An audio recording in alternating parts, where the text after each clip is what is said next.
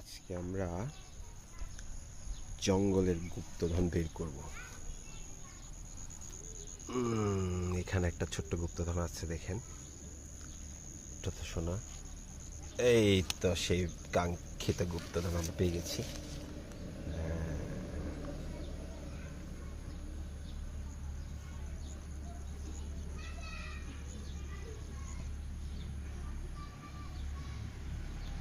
এইটা খেতে দারুণ স্বাদ, প্রচুর পরিমাণের ফ্লেভার এগুলোতে। এখানে আরও আছে, এখানে খুঁজলে আরও পাওয়া যাবে। এই যে দেখেন দেখেন, যেখানে বসছি এখানেই আছে। এই যে দেখেন একটা,